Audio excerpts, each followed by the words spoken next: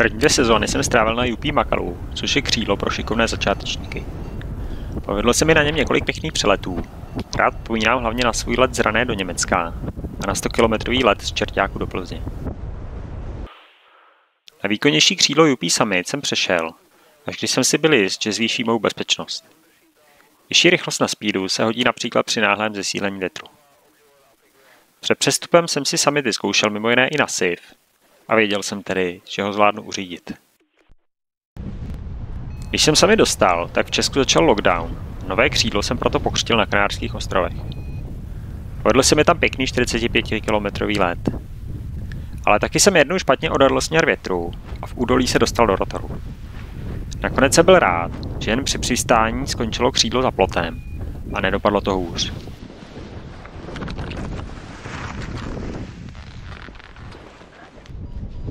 Po návratu se pořád mohlo pohybovat jen v obci, tak jsem parkoval v Praze.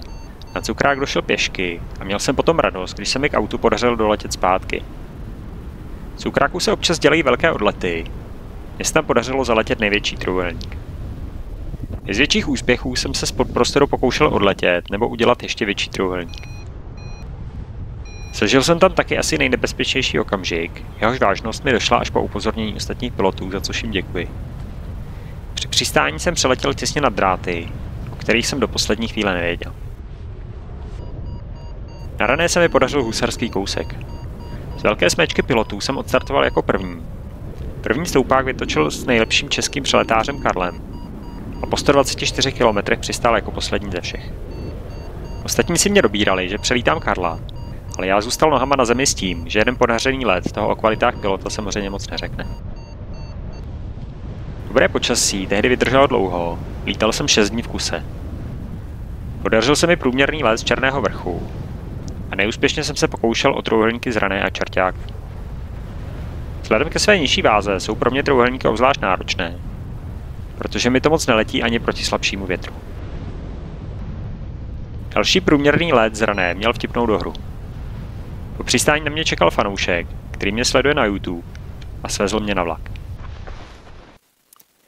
Tvorba videí mě docela začala bavit a své zajímavé přelety se stříhávám s komentářem, což sledují i neparaglidisti. Vytvořil jsem také sérii Jak to dělám já, kde se snažím popsat, jak přistupuji k lítání. Daří se mi odletět z Trabic, ale v malé výšce neustále za nějakými kopečky dostanu docela nachlapáno. Nicméně to uřídím a nakonec jsem rád, že jsem aspoň někam odletěl. Karlíka vidím několik dalších pilotů na Staňkovce a je mi samotnému trochu smutno. Nenapadne mě proto nic lepšího, než za nimi doletět. Vzhledem k nízkému prostoru je to výzva, člověk se musí proplazit nízko nad terénem. Nakonec se mi daří doletět až kilometr od dálničního mostu a vrátit se zpátky na Karlík. Totež se mi pak daří i v opačném směru ze Staňkovky. Oba lety jsou dosud platnými rekordy startovaček. Pořád rád jezdím na Řevničov a vždycky chci doletět nakonec z Rany a zpátky. Po několika přistáních v průseku jsem ale už mnohem opatrnější. Kam jsem dřív lítal se 40 metry nad startem, tam teď lítám se 100. Na bezpečných místech s krátkým lesem jsem trpělivý a pořádně se tam vyzvedám. Když se nevyzvedám, tak dál prostě neletím. Z cukráku vidím, že vepředu začíná pršet, tak se tomu rozhodnu uletět. První část s nízkým prostorem prosvištím pod kumulostrádou na speedu. Daří se mi pak vytočit i nad základnou mrakou a vedle něj pak letím několik minut. Nakonec toho je nádherný 80-kilometrový let. Hned druhý den se mi daří ještě o něco další let z Čerťáku, ale ten patří naopak k těm, na které vzpomínám nerad. Kombinace bolesti hlavy, únavy a zkaženého květáku snědeného před startem způsobí, že se během letu několikrát pobliju. Točím stoupák, jsem vykloněný dovnitř a házím tam šavly. Závěr letu letím na autopilota a nakonec jsem rád, že jsem na zemi. Na Čerťáku si pak spravuji chuť, když se mi z něj daří můj nejdelší 195-kilometrový let do Německa. Po první náročnější části s nízkou záchranou to pak letí prakticky samo. Naskočí mráček, já k němu doletím, vytočím a takhle pořád dokola. Po přeletění hranic začnu trochu myslet na zadní kolečka a místo za nasvícenou zemí letím podél dálnice. Pár lidí mi pak lituje, že jsem to nedotáhl na 200 ale číslo pro mě nic neznamená. Neuzavřených trojúhelníků mi je líto, ale nedoletěná kulatá čísla mě netrápí. V cukráku jsem znovu viděl déšť a rozhodl jsem se mu uletět tentokrát po hřebeni. Byl to jeden z nejhezčích a nejsnadnějších letů, které jsem kdy měl. Terén se tam zvyšuje a prostor zůstává stejně vysoko, takže provozní výšky ubývá. Ale nosilo to tehdy úplně všude. Ve stoupáku stačilo udělat 1-2 otočky a na hranici prostoru valit dál. Až na konci letu se dovídám, co bylo příčinou. Mrak před sebou tlačil studený vzduch, který uvolňoval všechny nahřátý vzduch u země. Došlo mi to, teprve až když mě hůlava dostihla v plné síle.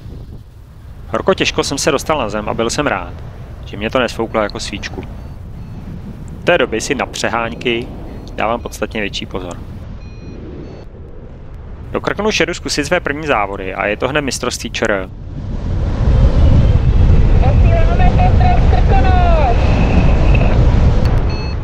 Žádný task vyloženě nepokazím, ale ani jednou se bohužel nedostanu do cíle.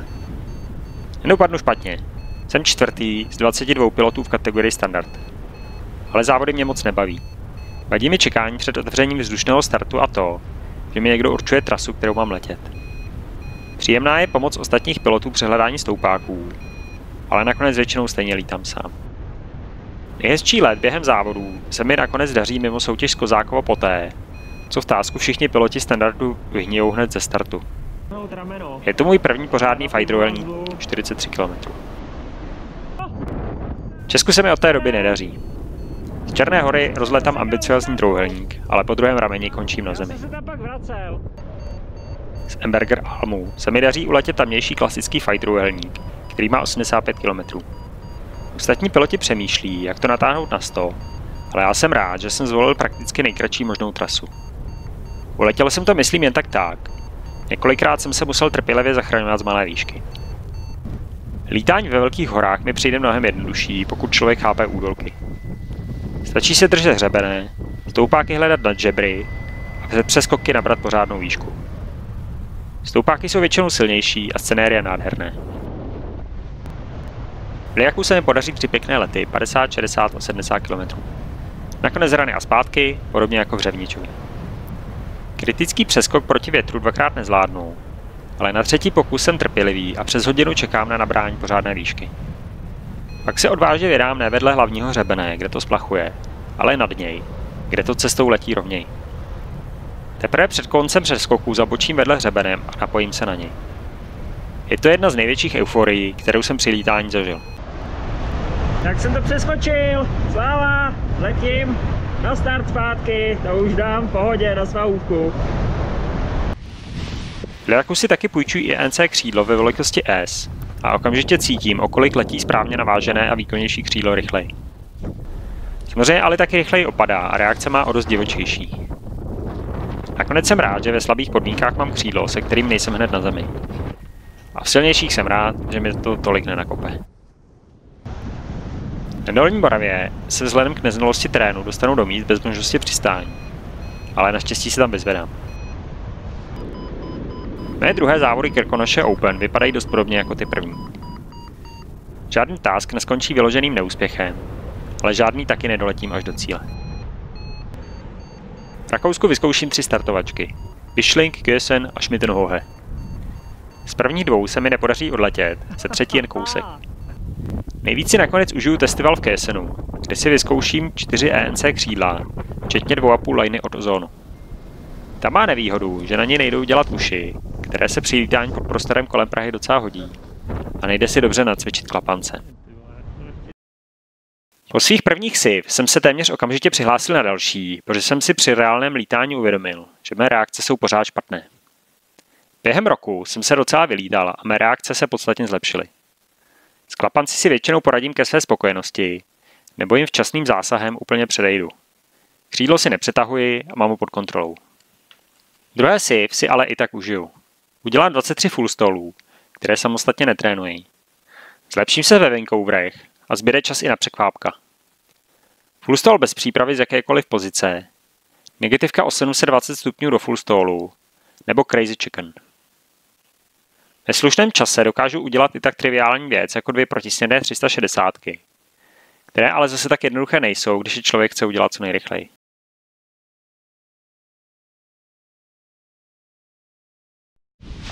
Při volném lítání posiv si také půjčí dvoulanu UP Meru. Zjišťuji, že stoupák za mě křídlo samo nevytočí, ale hlavně při letu na plném speedu je lepší klouzák fakt znát. Jarda mi dává dobrou radu. Když by to chtělo klapat, tak pochytat. V nepříliš povedených letech v Rakousku před SIV si spravuji chuť posiv basánu.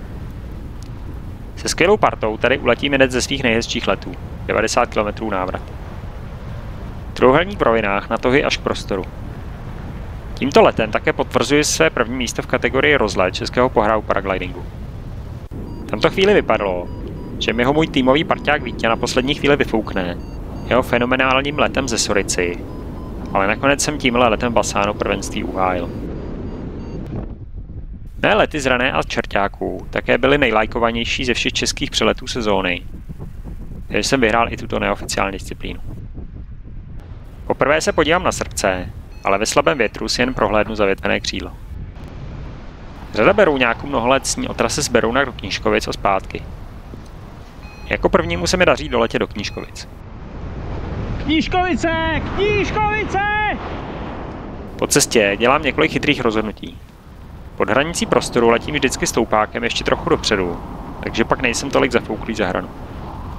Místo zadní vyšší hrany u Knížkovic si vybírám tu přední nější, kde se spíš budou odtahovat stoupáky. Na konci ale ve slabém stoupáku nízko nad zemí nejsem dostatečně trpělivý. Pak se natlačím do úzkého údolí bez možnosti přistání. Nakonec jsem rád, že neskončím na střeše. Škoda, že jsem si krásný let takhle zkazil.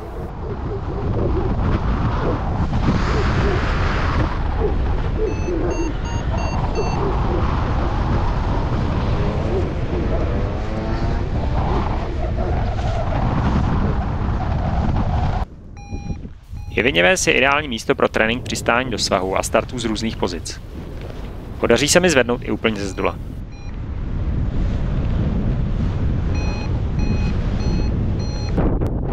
Summit by měl jít na technickou jednou za 2 roky, nebo po uletění 150 hodin. Já ho nakonec kvůli nalítaným hodinám dávám na technickou podruhé ten stejný rok. Půjčuji si Gradient Golden, na kterém jsem o několik kilogramů přetížen. Zpočátku mám obavy, jak to bude lítat, ale rychle zjišťuji, že to lítá docela normálně. Zimu si krátím lítáním v Kolumbii. Poznávám mnohem pohodovější lítání, než na jaké jsem zvyklý.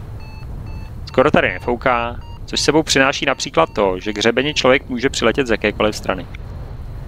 Na jedné straně je většinou pěkný stoupák, ten si ale vzduch na toho je i z druhé strany, kde to je sice trochu turbulentnější, ale vyzvedat se v tom taky dá. Nad hřebenem je to pak už za odměnu.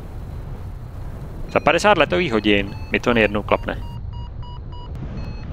Pro Danílu se mi nedaří vysněná trasa 100 km návrat podél hřebene, protože mě odpoledne několikrát spláchne pacifická brýza.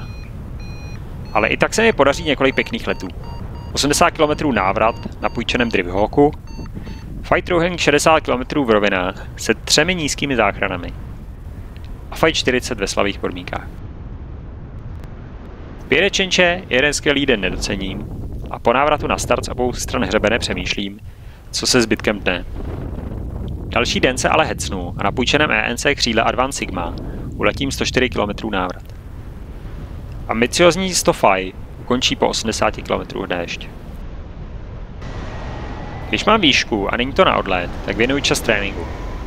Hlavně klapancům a wingcoverů, které už začínají vypadat k světu.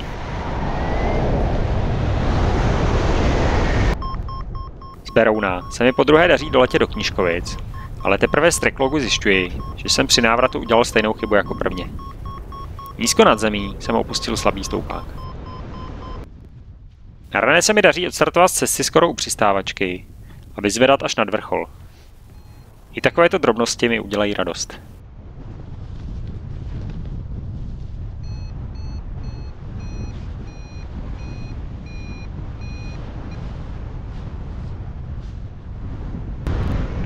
Ze Suchomast nikdy nikdo neodletěl dál než do sousední vesnice. Mně se to jako prvnímu daří. Proletím se nad Karlštejnem, přeletím Zbraslav a dálniční most, kousek nad sebou vidím dopravní letadlo. Vedle mě prosviští vrtulník. Vidím jižní město a D1 a zastavuje mě až CTR. Z Čerťáku ulétám 65 km. Někdo by to možná považoval za neúspěch, protože tendence z Čerťáku padlo i 200 km. Ale já jsem pořád rád, když nevyhniju hned po prvním stoupáku, obzvlášť v rovinách a bezoblačné termice. I ve vzduchu zůstávám nohama na zemi a lítání mi pořád dělá radost, i když nepodám velký výkon. Ze summita po roce a 270 letových hodinách přecházím na ENC křídlo UP Trango a začínám psát 3. kapitolu svého létání.